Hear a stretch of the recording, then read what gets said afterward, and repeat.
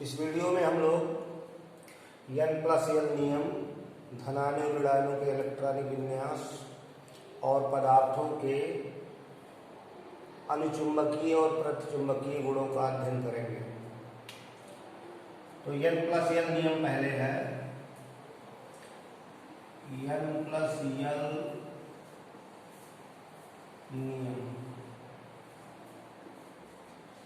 Electron ऑर्बिटलों में इस नियम के अनुसार भरे जाते हैं। इसमें n प्रिंसिपल क्वांटम नंबर, मुख्य क्वांटम संख्या है, और l एजीमुथल क्वांटम नंबर,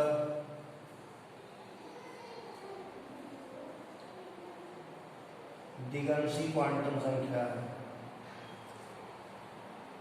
यह नियम इलेक्ट्रॉन किस प्रकार ऑर्बिटलों में भरे जाएंगे, पहले कौन सा ऑर्बिटल भरना चाहिए, उसका निर्धारण करता है। जैसे 4s 3d, ये दो उपकोष हैं। 4s के लिए n+l का मान, तो ये 4 जो है ये मुख्य क्वांटम संख्या है। n ये है 4 मुख्य क्वांटम संख्या, और s के लिए दिगंशी क्वांटम संख्या का मान 0। तो 4 + 0 = 4। 3d के लिए n+n n की वैल्यू 3 है, d के लिए n की वैल्यू 2 होती है, तो 5 हो जाएगा। तो यह नियम कहता है इलेक्ट्रॉन पहले उन परमाणु ऑर्बिटलों में, एटॉमिक ऑर्बिटल्स में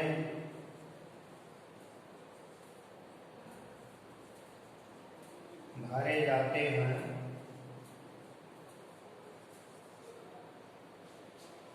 जिनमें n+l का मान कम होता है। तो दो परमाणु ऑर्बिटलों में जिसके लिए n+l का मान कम होगा, इलेक्ट्रॉन पहले उसमें भरे जाएंगे, और जिसका ज्यादा होगा उसको बाद में भरा जाएगा। तो पहले 4s भरते हैं, तब 3d भरा जाता है। 4s में इलेक्ट्रॉन पहले आएंगे, 3d में बाद में जाएंगे। इसका दूसरा भाग कहता है यदि दो परमाणु ऑर्बिटलों के लिए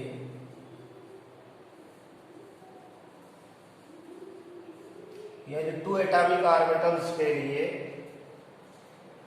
n+l के मान एक समान हैं, तो इलेक्ट्रॉन उन परमाणु ऑर्बिटलों में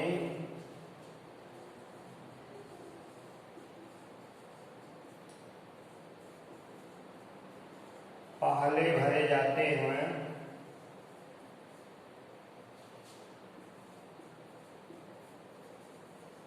जिसकी मुख्य क्वांटम संख्या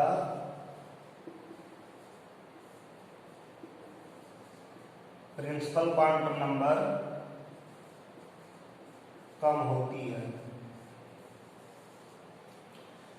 यदि दो परमाणु ऑर्बिटलों के लिए n+l के मान समान आते हैं, तो इलेक्ट्रॉन पहले उनमें भरा जाएगा जिसकी मुख्य क्वांटम संख्या प्रिंसिपल क्वांटम नंबर कम होगी। जैसे 3d और 4p का तुलना किया जाए, 3d उपकोष और 4p उपकोष। 3D के लिए ये मुख्य क्वांटम संख्या है, n की वैल्यू 3 आएगी, और d के लिए l का मान 2, तो n plus l equal to 3 plus 2, this is equal to 5, और 4p के लिए n equal to 4, l equal to 1, तो n plus l equal to 4 plus 1, this is equal to 5। दोनों 5 5 आ गए, तो 3d और 4p में पहले वो भरा जाएगा जिसकी प्रिंसिपल क्वांटम नंबर, मुख्य क्वांटम संख्या कम है, यानी 3d पहले भरेंगे, 4p बाद में भरेंगे। इसमें इलेक्ट्रॉन पहले भरा जाएगा, जब ये पूरा भर जाएगा उसके पश्चात इलेक्ट्रॉन 4p में जाएंगे। तो n प्लस l रूल के अनुसार इलेक्ट्रॉनों का भराव एटॉमिक ऑर्बिटल्स में किया जाता है।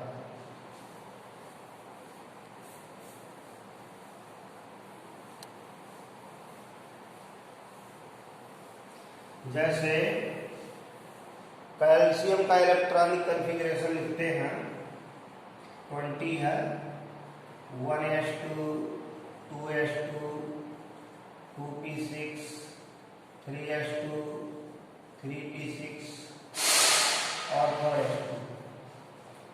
ये 20 इलेक्ट्रॉन का कॉन्फ़िगरेशन है, 2, 2, 4, 6, 10, 2, 12, 6, 18, 2, 20। अब जब 21वां इलेक्ट्रॉन आएगा, 21 नंबर इलेक्ट्रॉन को भरेंगे स्कैंडियम, तो 4s के बाद 3d का नंबर आता है, तो 1s2, 2s2, 2p6, 3s2, 3p6, 3d1, 4s2, electron 3d में गया। 4s के पश्चात 3d भरा गया है, लेकिन एक प्रिंसिपल क्वांटम नंबर के सब सेलों को एक साथ किया गया ताकि ये पता चले कि सेल नंबर 3 में अब कितने इलेक्ट्रॉन हो गए। सेल नंबर 3 में ये सभी इलेक्ट्रॉन जोड़े जाएंगे। तीसरे सेल में 3 सब सेल है, 3s, 3p, 3d, तो 4s के बाद 3d भरा जाता है, लेकिन वो तीसरे सेल का ही इलेक्ट्रॉन है। तीसरे सेल का जो 3d सब सेल है वो भरा जाएगा। ऐसे टाइटेनियम 22 है, 1s2, 2s2, 2p6, 3s2, 3p6, 3d2 हो जाएगा। d में 2 इलेक्ट्रॉन हो गए। Vanadium 23, 1s2, 2s2, 2p6, 3s2, 3p6, 3d में इलेक्ट्रॉन जाएगा, 3 हो गया। क्रोमियम 24 जो है वो एक्सेप्शनल केस है, हाफ फील्ड रीजन चलता है। हाफ फील्ड रीजन के कारण इसमें इलेक्ट्रॉन 3d में 5 हो जाएंगे, ये हाफ फील्ड हो जाएगा। 3d 5 हो गया, हाफ फील्ड हो गया, क्योंकि 3d की मैक्सिमम कंटेनिंग कैपेसिटी 10 इलेक्ट्रॉन की है, 5 पर हाफ फील्ड हो गया। Half filled and fully filled orbitals are more stable in comparison to other configurations. इसके पश्चात जो मैग्नीज आएगा 26, 1s2, 2s2, 2p6, 3s2, 3p6, अब ये 3d 5 ही रहेगा, ये 4s2 रहेगा। अभी भी इसका हाफ फील्ड बना हुआ है। आयरन 26, मैग्नीज का 25 होता है। आयरन का 26, 1s2, 2s2, 2p6, 3s2, 3p6, 3d6 हो जाएगा। 3d फिर बढ़ना शुरू करेगा, और 4s2 ये कांस्टेंट है। Cobalt 27, 1s2, 2s2, 2p6, 3s2, 3p6, 3d7, 4s2। Nickel 28, 1s2, 2s2, 2p6, 3s2, 3p6, 3d8 हो गया। अब निकल के बाद जब 29 आएगा, copper 29, 1s2, 2s2, 2p6, 3s2, 3p6, ये 3d10 हो जाएगा और ये 4s1। तो ये भी एक्सेप्शनल केस है, एक्सेप्शन है। 3d में 10 हो गया, फुल फिल्ड हो गया, मोर स्टेबल कॉन्फ़िगरेशन। तो इस तरह से कॉपर में 3d10 4s1। ऐसे जिंक का चलिएगा 1s2, 2s2, 2p6, 3s2, 3p6, 3d पूरा भर गया और 4s2। तो 4s के बाद इलेक्ट्रॉन 3d में गए और 3d में जब 10 इलेक्ट्रॉन हो गए, इसके बाद अगला 4p शुरू करेगा। तो n+l रूल में बताया आपको कि 4s पहले भरेगा तब 3d, ऐसे 3d पहले भरेगी उसके बाद 4p आएगा। तो यहाँ n+l रूल का पहला भाग और यहाँ दूसरा भाग चलता है। तो इस तरह इलेक्ट्रॉनों का जो डिस्ट्रीब्यूशन है वो सबसेल या ऑर्बिटल्स में किया जाता है। अब आगे कैटायंस का इलेक्ट्रॉनिक कॉन्फ़िगरेशन देखा जाए। धनायनों का इलेक्ट्रॉनिक विन्यास कैसे बनाया जाता है। Electronic configuration of cations. धनायनों के इलेक्ट्रॉनिक विन्यास किसी एटम का जो कैटायन बनता है, परमाणु का जो धनायन बनता है, वो इलेक्ट्रॉन निकालने पर बनता है। जब कोई एटम अपने में से इलेक्ट्रॉन निकाल देगा तो उसका कैटायन बन जाएगा। जैसे सोडियम है, सोडियम का एक इलेक्ट्रॉन रिलीज हो गया, निकल गया, तो सोडियम पॉजिटिव हो गया। तो पॉजिटिव आयन का कॉन्फ़िगरेशन बनाने में आउटर शेल से इलेक्ट्रॉन निकाले जाएंगे। सोडियम का इलेक्ट्रॉनिक कॉन्फ़िगरेशन है 1s2, 2s2, 2p6, 3s2, 3s1, 2, 2, 4, 6, 10, 11। एक इलेक्ट्रॉन निकाल दीजिए, 10 इलेक्ट्रॉन हो गए। तो 1s2, 2s2, 2p6, 3s का इलेक्ट्रॉन निकल गया, एक कैटायन बन गया। कैटायंस के इलेक्ट्रॉनिक कॉन्फ़िगरेशन में जो ट्रांजिशन एलिमेंट का कॉन्फ़िगरेशन कैटायनों का बनता है उसको ध्यान देंगे तो सही होगा। जैसे स्कैंडियम 21, इसका इलेक्ट्रॉनिक कॉन्फ़िगरेशन अभी दिखाया 1s2, 2s2, 2p6, 3s2, 3p6, 3d1, 4s2। Electron हमेशा आउटर ऑर्बिटल से निकलते हैं, बाह्य कोश से निकलते हैं। तो ये आउटर ऑर्बिटल है, आउटर ऑर्बिटल से इलेक्ट्रॉन निकाला जाए। जैसे स्कैंडियम 2 पॉजिटिव, 2 इलेक्ट्रॉन इसमें से निकल जाए तो 19 का कॉन्फ़िगरेशन बनाने में 4s का इलेक्ट्रॉन निकाला जाएगा। 1s2, 2s2, 2p6, 3s2, 3p6, 3d1। Item से ही कैटायन बनाए जाएंगे। आइटम के आउटर शेल से इलेक्ट्रॉन निकालकर कैटायन बनाए जाते हैं। अगर आप पहले इलेक्ट्रॉन कम करके और कॉन्फ़िगरेशन अफवा प्रिंसिपल से लिखते हो तो गलती हो सकती है, क्योंकि तब आप 4s पहले भरेंगे, 3d बाद में भरेंगे। लेकिन ट्रांजिशन एलिमेंट्स में इस बात का ध्यान रखा जाना चाहिए कि इलेक्ट्रॉन आउटर शेल से ही निकलेगा। तो जैसे जैसे इलेक्ट्रॉन आप निकालेंगे भीतर की तरफ आते जाएंगे। Scandium 3 positive, 18 electron, 1s2, 2s2, 2p6, 3s2, 3p6। इस तरह 18 इलेक्ट्रॉन का कॉन्फ़िगरेशन हो जाएगा। ऐसे आयरन है 26 atomic number of electron 26।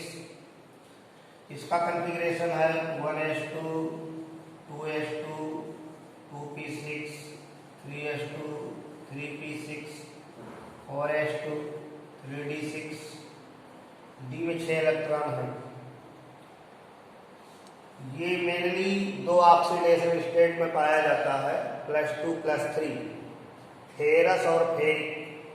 Iron second को फेरस और आयरन थर्ड को फेरिक कहते हैं। तो फेरस का कॉन्फ़िगरेशन बनाने में 2 इलेक्ट्रॉन माइनस करेंगे तो 24 इलेक्ट्रॉन होगा। 24 इलेक्ट्रॉन का configuration 1s2 2s2 2p6 3s2 3p6 3d6। 4s का इलेक्ट्रॉन जाएगा 2 2 4 6 10 2 12 6 18 6 24। 2 इलेक्ट्रॉन माइनस हो गया। और फेरिक का जब लिखेंगे 1 इलेक्ट्रॉन और घटाएंगे 1s2 2s2 2p6 3s2 3p6 3d5। इस तरह इलेक्ट्रॉन पहले 4s से निकला, फिर 3d से इलेक्ट्रॉन निकला, तो फेरिक के कॉन्फ़िगरेशन में 3d5 कॉन्फ़िगरेशन पाया जाता है। तो इस तरह डी ब्लॉक का जब कॉन्फ़िगरेशन बनाएंगे तो इलेक्ट्रॉनिक कॉन्फ़िगरेशन पहले एटम का लिखेंगे, उसके पश्चात कैटायन का बनाएंगे। इलेक्ट्रॉन हमेशा आउटर सेल से ही निकलता है, उसके पश्चात फिर भीतरी सेलों की तरफ इलेक्ट्रॉन निकलने शुरू होते हैं। जैसे मैग्नीज है 25 का कॉन्फ़िगरेशन है 1s2 2s2 2p6 3s2 3p6 3d में 5 इलेक्ट्रॉन है 5 4s2। Manganese generally +2 oxidation state में अधिक स्टेबल है। मैग्नीज +2 में अधिक स्टेबल है। 2 इलेक्ट्रॉन इसके निकल जाए तो 25 में से 2 गया 23 इलेक्ट्रॉन हो गए। 1s2 2s2 2p6 3s2 3p6 3d5। 4s का इलेक्ट्रॉन चला गया। और अगर Mn ऑक्सीडेशन स्टेट +7 में हो तो 2 इलेक्ट्रॉन ही और 5 इलेक्ट्रॉन ही, 7 इलेक्ट्रॉन माइनस हो जाएंगे। 25 में से 7 निकालेंगे तो 18 आएगा। 1s2 2s2 2p6 3s2 3p6। इस तरह 18 इलेक्ट्रॉन का कॉन्फ़िगरेशन बनेगा। तो डी ब्लॉक एलिमेंट्स में जब कैटायन का इलेक्ट्रॉनिक कॉन्फ़िगरेशन लिखना हो तो पहले एटम का लिख लीजिए और इलेक्ट्रॉन आउटर ऑर्बिटल से निकालना प्रारंभ करिए तो कॉन्फ़िगरेशन सही बनेगा। कॉपर है एटॉमिक नंबर 29 इलेक्ट्रॉन्स हैं। इसका कॉन्फ़िगरेशन बनेगा 1s2 2s2 2p6 3s2 3p6 3d10 4s1। ये कॉन्फ़िगरेशन कॉपर का है। कॉपर मेनली 2 फॉर्म में पाया जाता है, +1 +2। कॉपर फर्स्ट को क्यूप्रस, कॉपर सेकंड को क्यूप्रिक। तो कॉपर फर्स्ट में 1 इलेक्ट्रॉन निकलेगा तो 1s2 2s2 2p6 3s2 3p6 3d10। 4s का 1 इलेक्ट्रॉन गया तो 3d10 हो गया। अब जब ये क्यूप्रिक फॉर्म में जाएगा, सेकंड 2 इलेक्ट्रॉन निकल गए तो 2 इलेक्ट्रॉन मतलब 29 में से 2 निकल गया 27 हो गया। अब कॉन्फ़िगरेशन बनेगा 1s2 2s2 2p6 3s2 3p6 3d9। तो हमेशा एटम से कैटायन बनाएंगे तो कैटायन का कॉन्फ़िगरेशन सही होगा, क्योंकि एटम जब इलेक्ट्रॉन निकालता है, रिलीज करता है, तो कैटायन का फॉर्मेशन होता है। और इलेक्ट्रॉन हमेशा आउटर ऑर्बिटल से निकलते हैं, आउटर सेल से निकलते हैं। इसी तरह एनायंस के कॉन्फ़िगरेशन बनाए जाते हैं। Electronic configuration of anions, electronic configuration of anions. एनायनों के या ऋणायनों के इलेक्ट्रॉनिक विन्यास। जब किसी एटम में इलेक्ट्रॉन जुड़ता है तो उसका एनायन बनता है, ऋणायन बनता है। न्यूट्रल एटम में इलेक्ट्रॉन जुड़ेगा, इलेक्ट्रॉन ऐड करेंगे तो एनायन बनेगा। तो एनायन का कॉन्फ़िगरेशन बनाने में एटम के आउटर सेल में इलेक्ट्रॉन डाला जाएगा। जैसे क्लोरीन है, एटॉमिक नंबर 17 का कॉन्फ़िगरेशन है 1s2 2s2 2p6 3s2 3p5। ये 17 इलेक्ट्रॉन का कॉन्फ़िगरेशन है। 2 2 4 6 10 2 12 5 17। अब इसमें एक इलेक्ट्रॉन और जुड़ जाए, 18 इलेक्ट्रॉन हो गए, तो पी में इलेक्ट्रॉन बढ़ जाएगा 1s2 2s2 2p6 3s2 3p6। इस तरह एनायन का कॉन्फ़िगरेशन बनता है। आउटर सेल में एक इलेक्ट्रॉन ऐड कर दिया तो क्लोराइड हो गया। तो आउटर सेल में इलेक्ट्रॉन ऐड करके एनायंस के कॉन्फ़िगरेशन बनाए जाते हैं। जैसे सल्फर है, 2 इलेक्ट्रॉन ऐड कीजिए तो सल्फाइड हो जाएगा। सल्फर का एटॉमिक नंबर 16, तो 16 का कॉन्फ़िगरेशन है 1s2 2s2 2p6 3s2 3p4। अब सल्फर में 2 इलेक्ट्रॉन ऐड करना है और P की मैक्सिमम कंटेनिंग कैपेसिटी 6 इलेक्ट्रॉनों की है, 4 इसमें हैं तो 2 और ऐड किया जा सकता है।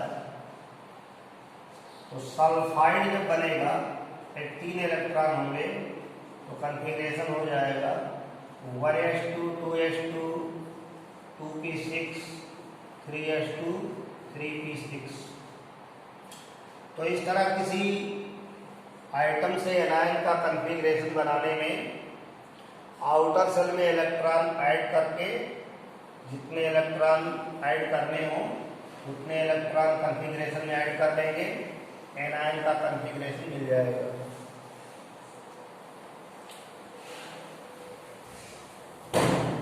इस तरह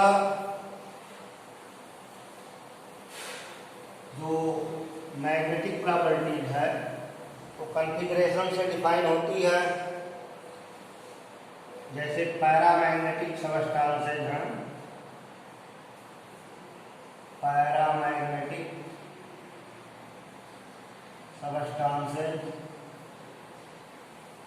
मतलब अनुचुंबकीय पदार्थ। जिन पदार्थों में आयुग्मिक इलेक्ट्रॉन होंगे, अनपेयर्ड इलेक्ट्रॉन होंगे, वो चुंबकीय क्षेत्र में मैग्नेटिक फील्ड में आकर्षित होते हैं, अट्रैक्ट होते हैं, उन्हें पैरामैग्नेटिक कहते हैं।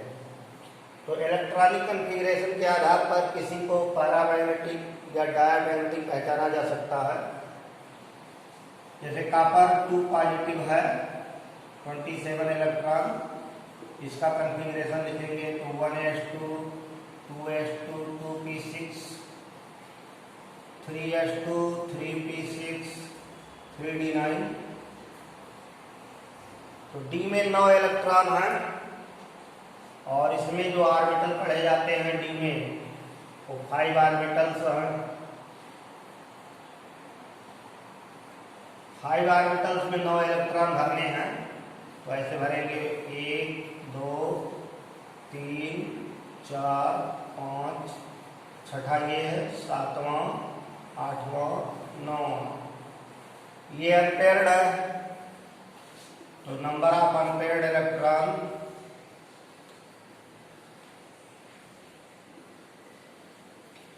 एक आया, तो जिसमें एक या एक से ज्यादा अनपेयर्ड इलेक्ट्रॉन होंगे वो पैरामैग्नेटिक कहलाएंगे। तो अनपेयर्ड इलेक्ट्रॉन अगर पाए जा रहे हैं तो कंपाउंड पैरामैग्नेटिक होगा, और अगर सभी पेयर्ड हैं तो डायमैग्नेटिक होगा। तो इस तरह इलेक्ट्रॉनिक कॉन्फ़िगरेशन के आधार पर पैरामैग्नेटिक और डायमैग्नेटिक पदार्थों में या सबस्टांसेज में विभेद किया जा सकता है, जिसमें इलेक्ट्रॉन अनपेयर्ड मिलेंगे, आयुग्मित मिलेंगे, वो पैरामैग्नेटिक होगा, और जिसमें सभी पेयर्ड मिलेंगे वो डायमैग्नेटिक या प्रतिचुंबकीय होगा। तो बच्चों, इस वीडियो में हम लोगों ने पदार्थों के चुंबकीय गुणों तक का अध्ययन किया है। शेष अगले वीडियो में अध्ययन करेंगे। धन्यवाद।